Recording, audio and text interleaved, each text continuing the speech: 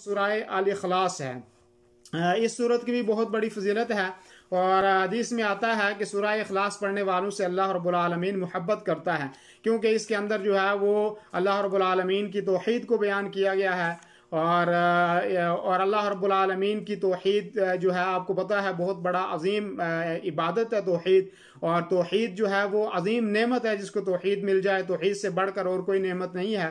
तो हज़रत आयशा रज़ी अल्लाह अन्हा फरमाती हैं कि अन्ना रसूलुल्लाह सल्लल्लाहु अलैहि वसल्लम बअस रजुलन अला सरियतिन व कान यक़रा लि अस्हाबिही फ़ी सलातिहिम फ़यख़्तिम, कि हज़रत आयशा कहती हैं कि अल्लाह के रसूल सल्लल्लाहु अलैहि वसल्लम ने एक सरिया भेजा। सरिया वो होता था एक लश्कर के जिसके अंदर अल्लाह के रसूल बज़ात खुद तो शरीक नहीं होते थे, लेकिन सहाबा को भेजते थे कि आप जाओ फ़लाँ जगह पे जाके जो है वो जंग करनी है। तो रिवायत में आता है कि जिस आदमी को इस सरिये के ऊपर जो मुकर्रर किया गया था वो अपने साथियों को जब नमाज पढ़ाता था तो वो हर रकात में कुल हुवल्लाहु अहद वो पढ़ा करता था। फलम्मा रजअू ज़ुकिर ज़ालिका लिरसूलिल्लाहि सल्लल्लाहु अलैहि वसल्लम, जब ये लश्कर वापस आ गया तो वापस आने के बाद इन लोगों ने अल्लाह के रसूल सल्लल्लाहु अलैहि वसल्लम के सामने ये फरियाद की और बताया कि ये आदमी हर रकात में कुल हुवल्लाहु अहद पढ़ता था। तो अल्लाह के रसूल सल्लल्लाहु अलैहि वसल्लम ने फरमाया सलूहु लिअय्यि शैइन यसनउ ज़ालिका, तो अल्लाह के रसूल ने कहा कि फरमाया कि आप उनसे सहाबी रसूल से पूछो कि ऐसा वो अमल क्यों करता है, किस वजह से वो हर रकात के अंदर सूरह इखलास की तिलावत करता है। फसअलूहु, तो उन सब ने जो है उस सहाबी से पूछा, तो फ़क़ाल इन्नहा सिफ़तुर रहमान, तो उस सहाबी ने यह जवाब दिया कि इसलिए इसमें रहमान की सिफ़ात को बयान किया गया है कि अल्लाह रब्बुल आलमीन एक है, वो बेनियाज है और उसकी कोई औलाद नहीं है और ना वो किसी से पैदा हुआ है। तो ये रहमान की सिफ़ात को उसमें बयान किया गया है। तो उस सहाबे ने कहा फ़ाना उहिब्बु अन अक़रा बिहा, तो उसने कहा कि मैं पसंद करता हूँ कि मैं इस सूरत को ज़्यादा से ज़्यादा पढ़ूँ कि इसमें रहमान के औसाफ को बयान किया गया है। तो फ़क़ाल रसूलुल्लाह सल्लल्लाहु अलैहि वसल्लम अख़बिरूहु अन्नल्लाह युहिब्बुहु, कि जब ये बात उन्होंने सुन के सहाबी से अल्लाह के रसूल को पहुँचाई और कहा कि अल्लाह के रसूल सल्लल्लाहु अलैहि वसल्लम वो तो कहता है कि इसमें रहमान की सिफ़ात को बयान किया गया है, यानी अल्लाह रब्बुल आलमीन की सिफ़ात को बयान किया गया है, और मैं इस चीज़ को पसंद करता हूँ और मैं इससे मोहब्बत करता हूँ तो इसलिए मैं पढ़ता हूँ। तो अल्लाह के रसूल सल्लल्लाहु अलैहि वसल्लम ने सहाबा के हाथ उसको पैगाम भेजा कि आप उसको ये मेरी तरफ से ये पैगाम भेज दो, ये खुशखबरी उसको सुना दो कि अन्नल्लाह युहिब्बुहु, कि अल्लाह रब्बुल आलमीन की ज़ात भी तुझसे मोहब्बत करती है। तो ये मुस्लिम शरीफ की रिवायत है। पहली भी इस रिवायत से ये साबित होता है कि जो आदमी सूरह इखलास को पढ़ेगा और उसको शौक़ से पढ़ेगा और उसको मोहब्बत के साथ पढ़ेगा, इसलिए कि उसमें रहमान के औसाफ को बयान किया गया है, अल्लाह रब्बुल आलमीन की वहदानियत को बयान किया गया है। और अगर कोई आदमी इस सूरत से मोहब्बत करता है तो अल्लाह रब्बुल आलमीन खालिक कायनात वहदहु ला शरीक भी उस आदमी से मोहब्बत करेगा। तो इसलिए ये सूरत पढ़नी चाहिए और अल्लाह रब्बुल आलमीन उसके पढ़ने वालों से मोहब्बत करता है। तो अगर अल्लाह हमसे मोहब्बत करे तो इसके अलावा हमें और क्या चाहिए? हमें तो यही चाहिए कि अल्लाह रब्बुल आलमीन हमसे मोहब्बत करे और हम अल्लाह रब्बुल आलमीन से मोहब्बत करें। तो इस सूरत का अहतमाम करना चाहिए। ऐसे ही जो रिवायत पहले भी गुजर चुकी है कि अल्लाह के रसूल सल्लल्लाहु अलैहि वसल्लम का फरमान है कि अगर कोई सूरह इखलास को पढ़ता है तो ये 1/3 कुरान के बराबर है। यानी आप कुरान के आप 3 हिस्से कर लो, आप पहले 10 पारे, दूसरे 10 पारे, तीसरे 10 पारे, तो एक समझो आपके 10 पारे कुरान पढ़ने के बराबर सवाब मिलता है कि अगर कोई कुल हुवल्लाहु अहद पूरी सूरत इसको पढ़ता है। और हज़रत अबू दरदा रज़ी अल्लाह अन्हु रावी हैं और रिवायत करते हैं अल्लाह के नबी करीम सल्लल्लाहु अलैहि वसल्लम से, फरमाया यअजिज़ु अहदुकुम अन यक़रा फ़ी लैलतिन सुलुसल कुरान, अल्लाह के रसूल सल्लल्लाहु अलैहि वसल्लम ने सहाबा से पूछा कि आप में से कोई इतनी ताकत रखता है कि एक रात में 1/3 कुरान करीम पढ़ ले? तो कालू, तो सहाबा किराम ने अल्लाह के रसूल सल्लल्लाहु अलैहि वसल्लम से फरमाया व कैफ़ युक़रा सुलुसल कुरान, कि कैसे 1/3 कुरान आदमी पढ़ सकता है? तो काला रसूलुल्लाह सल्लल्लाहु अलैहि वसल्लम, अल्लाह के रसूल सल्लल्लाहु अलैहि वसल्लम फरमाया कुल हुवल्लाहु अहद, कि आप कुल हुवल्लाहु अहद ये सूरत आप पढ़ लें, तअदिलु सुलुसल कुरान, ये 1/3 कुरान के बराबर है। मुस्लिम शरीफ की ये रिवायत है। तो इससे ये साबित होता है कि अगर कोई आदमी सूरह इखलास को मोहब्बत के साथ, इखलास के साथ, और वैसे उसका नाम भी इखलास है, इसके साथ कोई आदमी पढ़ता है तो उसको सवाब ये मिलेगा कि अल्लाह रब्बुल आलमीन उसको 1/3 कुरान पढ़ने के बराबर सवाब मिलेगा। ऐसे ही जो है सूरह इखलास से मोहब्बत और उसकी ज़्यादा से ज़्यादा तिलावत करने वाला जो है वो जन्नत का मुस्तहिक होगा, वो इंशाअल्लाह जन्नत के अंदर जाएगा। उसकी दलील क्या है? हज़रत अबू हुरैरा रज़ी अल्लाह अन्हु जो अल्लाह के नबी सल्लल्लाहु अलैहि वसल्लम के सहाबी हैं और कसरत से अल्लाह के रसूल सल्लल्लाहु अलैहि वसल्लम की मजलिस में बैठा करते थे, आपकी बातों को सुनते थे, और यही वजह है कि हज़रत अबू हुरैरा रज़ी अल्लाह अन्हु ने कसरत से जो है अल्लाह के रसूल सल्लल्लाहु अलैहि वसल्लम की हदीसों को बयान किया है और अल्लाह के रसूल सल्लल्लाहु अलैहि वसल्लम की हदीसों को उन्होंने सीखा है और उन्होंने याद किया है। वो सहाबी रसूल कहते हैं कि क़ाल अक़बलतु मअन नबी सल्लल्लाहु अलैहि वसल्लम फसमिअ रजुलन यक़रा, कहते हैं मैं अल्लाह के नबी सल्लल्लाहु अलैहि वसल्लम के साथ था तो फसमिअ रजुलन यक़रा, तो अल्लाह के रसूल सल्लल्लाहु अलैहि वसल्लम ने देखा कि एक आदमी जो है, सुना कि एक आदमी कुरान करीम से कुछ पढ़ रहा है, और वो क्या पढ़ रहा था? फरमाया कुल हुवल्लाहु अहद, वो आदमी कुल हुवल्लाहु अहद पढ़ रहा था। फ़क़ाल रसूलुल्लाह सल्लल्लाहु अलैहि वसल्लम वजबत, अल्लाह के रसूल सल्लल्लाहु अलैहि वसल्लम ने फरमाया कि ये जो आदमी सूरह इखलास को कुल हुवल्लाहु अहद को पढ़ रहा था, इसके लिए वाजिब हो गई। तो कुल तो हज़रत अबू हुरैरा रज़ियल्लाहु अन्हु फरमाते हैं मैंने फरमाया कि वमा वजबत, अल्लाह के रसूल सल्लल्लाहु अलैहि वसल्लम क्या वाजिब हो गया इसके ऊपर? तो अल्लाह के रसूल ने फरमाया अल जन्नह, इस आदमी के ऊपर जन्नत वाजिब होगी। तिरमिज़ी की रिवायत है और दूसरी रिवायत है कि कोई भी आदमी जो आदमी सूरह इखलास पढ़ेगा कुल हुवल्लाहु अहद, तो इंशाअल्लाह वो उसके बदले में जन्नत के अंदर दाखिल होगा। और ये सरीह रिवायत है कि अगर आदमी कुल हुवल्लाहु अहद पढ़ता है तो वो इंशाअल्लाह जन्नत के अंदर जाएगा, जैसे कि इस रिवायत में मौजूद है। और इसी तरीके से एक और रिवायत है, एक सहाबी रसूल के बारे में आता है, हज़रत अनस बिन मालिक रिवायत करते हैं कि काना रजुलुम मिनल अंसारी यउम्मुहुम फी मस्जिद क़ुबा, कि एक अंसारी सहाबी रसूल सल्लल्लाहु अलैहि वसल्लम जो है मस्जिद क़ुबा में नमाज पढ़ाते थे, इमाम थे। तो वो क्या करते थे कि हर रकात में सूरह इखलास के बाद सूरह फातिहा के बाद वो क्या करते थे कि सूरह इखलास पढ़ते थे कुल हुवल्लाहु अहद, और फिर उसके बाद कोई दूसरी रकात वो पढ़ते थे।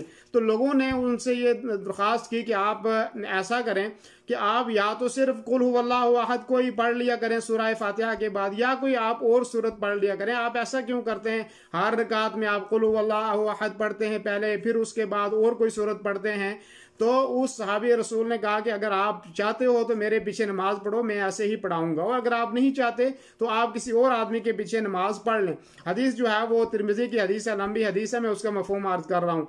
तो इन सहाबी रसूल, तो लोग जो ये समझते थे कि ये सहाबी रसूल से ज़्यादा मुत्तक़ी और कुरान का आलिम और उनसे ज़्यादा पढ़ा लिखा कोई आदमी नहीं है, तो उन्होंने जो है ये नहीं चाहा, ये पसंद नहीं किया कि कोई और आदमी नमाज पढ़ा।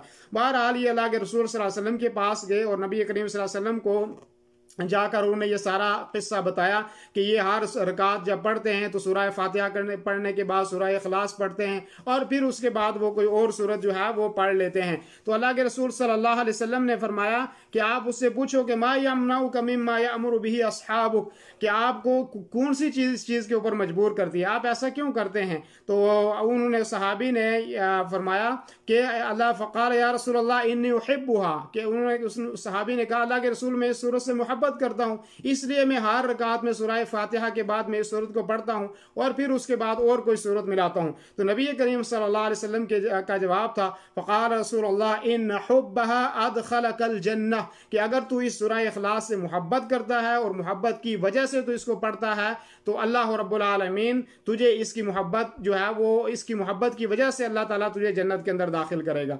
तो ये समझो तीसरी रिवायत होगी जिसमें इस चीज़ का जिक्र किया गया कि जो भी आदमी सूरह इखलास से मोहब्बत करेगा, कुल हुवल्लाहु अहद से मोहब्बत करेगा, मोहब्बत की वजह से उसको नमाज में पढ़ेगा, मोहब्बत की वजह से उसको बार बार पढ़ेगा, तो ऐसा आदमी इंशाअल्लाह जन्नत के अंदर दाखिल होगा।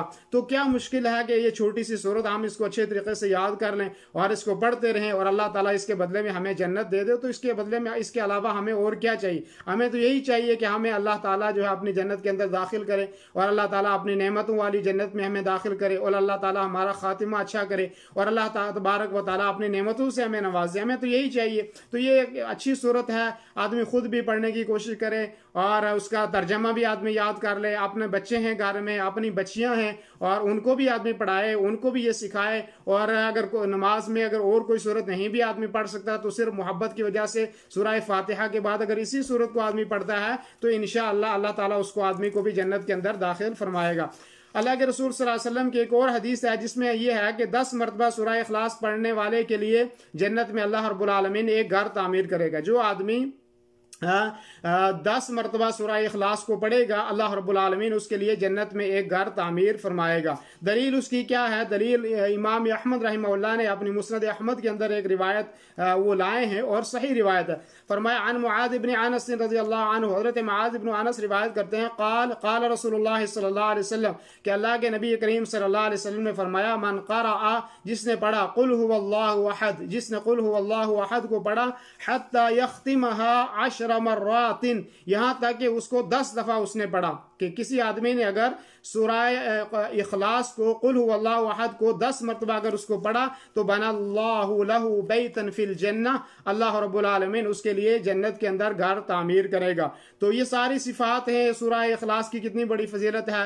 मोहब्बत करने की वजह से भी आदमी जन्नत में जाएगा, और एक दफ़ा पढ़ने से तिहाई कुरान के बराबर सवाब मिलेगा। और फिर इस रिवायत में है कि जो इसको पढ़ेगा तो इंशाअल्लाह वो जन्नत के अंदर दाखिल होगा। और ऐसे ही जो है अल्लाह के रसूल सल्लल्लाहु अलैहि वसल्लम का फरमान है कि जो आदमी इस सूरत को पढ़ेगा तो वो शैतान के जो है, शैतान के शर से वो आदमी महफूज रहेगा।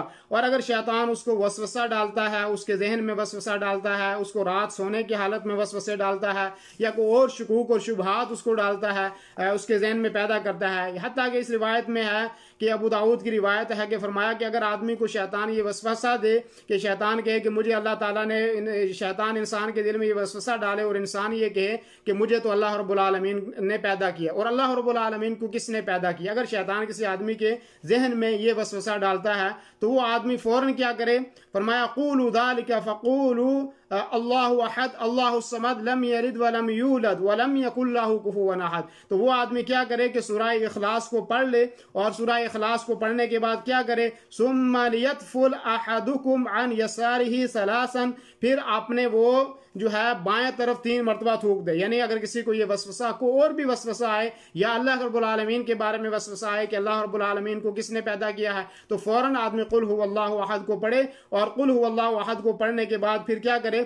आपने जो है वो बाएं तरफ जो है वो 3 मरतबा थूक दे, और उसके बाद आऊज़ु बिल्लाहि मिनश शैतानिर रजीम पढ़ ले। तो ये भी इसकी फजीलत है कि आदमी जो सूरह इखलास को पढ़ेगा तो वो इंशाअल्लाह शैतानी वसाविस से महफूज रहेगा। और वसाविस ये शकूक और शुबहात को कहते हैं, और शकूक और शुबहात अल्लाह ताला मुझे और मेरी और आप तमाम की हिफाजत फरमाए। ये शकूक और शुबहात चाहे इबादत के अंदर हों, चाहे अपने घर के मामलात में हों, चाहे जहाँ भी शकूक और शुबहात हों। शकूक और शुबहात इंसान को बड़ी बड़ी हुकूमतें ख़त्म हो जाती हैं शकूक और शुबहात से। और हत्ता के अगर मियाँ बीवी के दरमियान शकूक व शुबहात कायम हो जाएं तो घर ख़त्म हो जाता है, मियाँ बीवी के दरमियान जुदाई हो जाती है।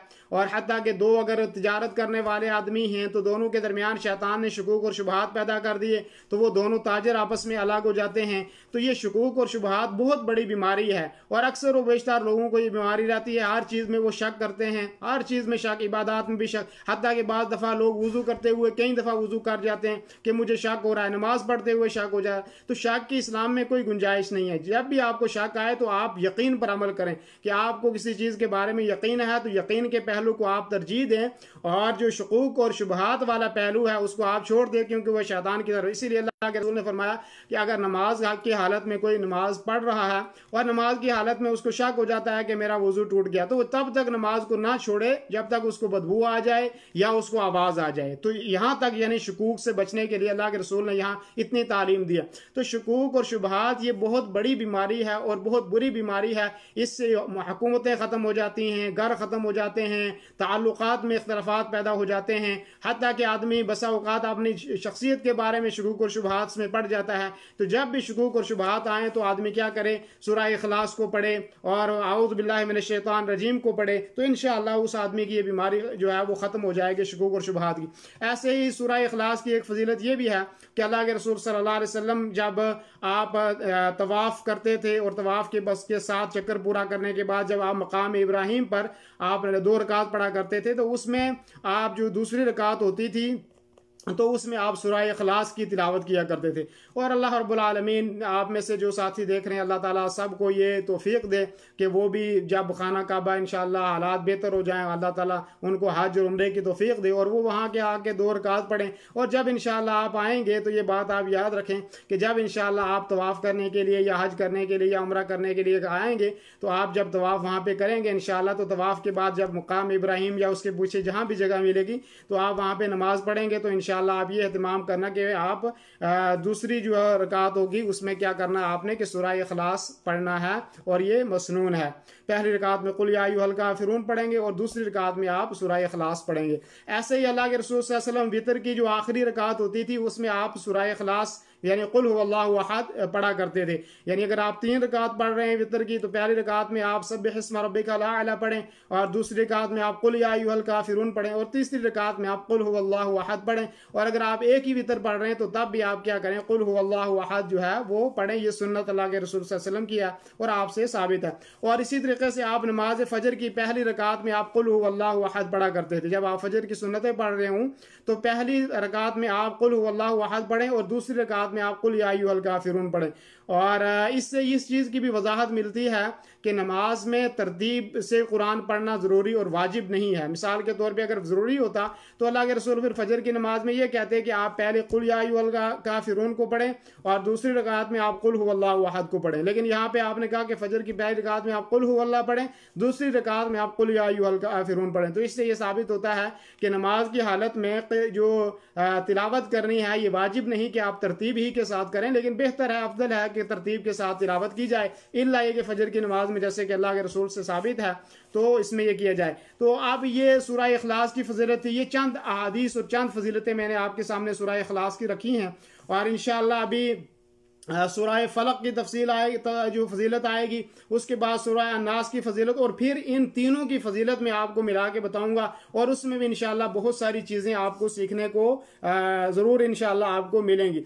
तो दीनी रहनुमाई के लिए हमारे चैनल को सब्सक्राइब कर दीजिए और घंटी के निशान को दबा दीजिए ताकि आपको मज़ीद कीमती वीडियोज़ मिलते रहें। जज़ाकल्लाहु।